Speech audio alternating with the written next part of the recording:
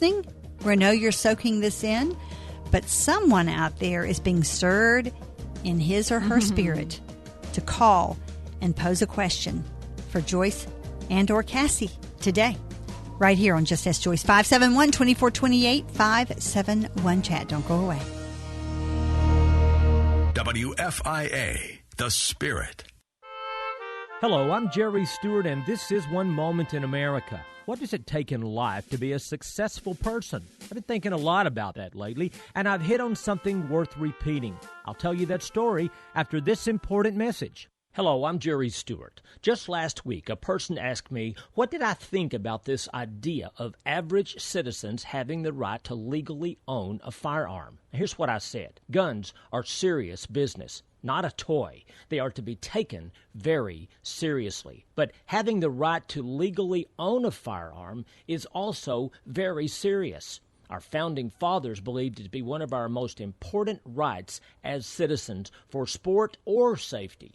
And for me, the best place to get my ammo is Ammunition Supply Company. There's no store involved, so the prices are oh so much less. The selection is almost unlimited with name brand suppliers, and delivery is so fast. So go to AmmunitionSupplyCompany.com right now and see for yourself. Be protected, be careful, be smart. It's AmmunitionSupplyCompany.com. There's a lot of talk today about success. Some believe that to be successful today, you must have a good education. Others talk about knowing the right people. Still others talk about social status, wealth, and influence. But after studying hundreds of successful people's lives, I've concluded the single most important factor for success.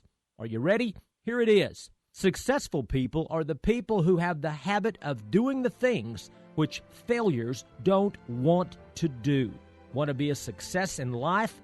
Find the things others don't want to do. And while they are failing, you will be succeeding. Think about it. I'm Jerry Stewart, and that was One Moment in America.com.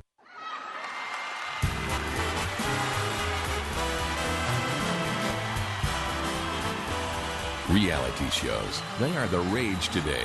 Flip through the channels on Primetime Tonight, and you'll find them everywhere. Watch the attraction. They're live, they're real, and you just don't know what might happen next. Hope in the Night with June Hunt is a reality show, too. Live, real, with unexpected twists and turns in the stories of real people facing real problems. June unravels the initial story and reveals the hidden mysteries of causes and characteristics of the real problems facing her callers. But unlike other reality shows, Hope in the Night provides biblical hope and practical help. Why should you listen?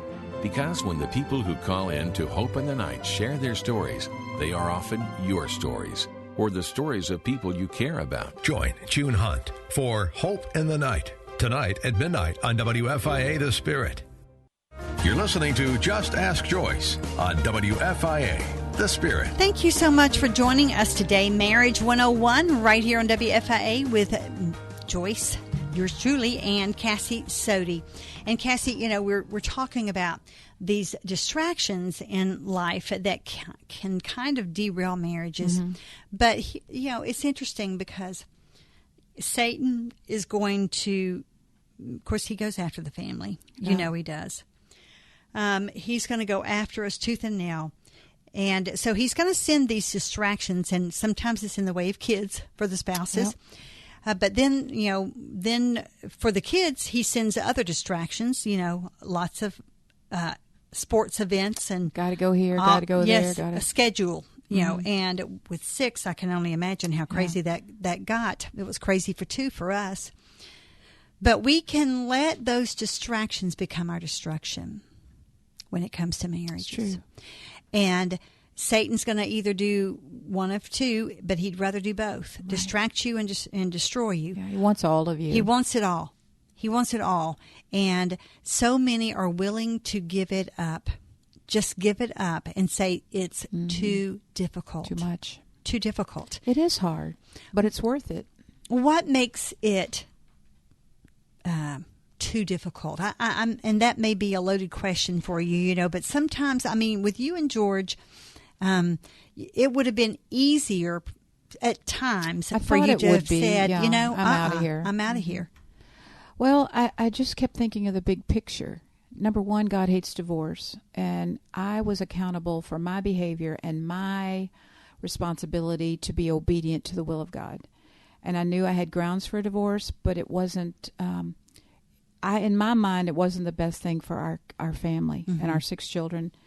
I just always envisioned what would it look like the day they married and us sitting in 2 different pews. Isn't that a silly thing to think of? No, but not it at kept all. me going, thinking I'm going to do everything I can to be obedient to my God and let him figure out how to do it, because I had no clue, A, how to fall in love with George again, and B, how, if he would ever love me. I was skeptical for sure. How did you fall in love with George again? Let me just, I because begged I work with many, Yes. many women who they've been betrayed.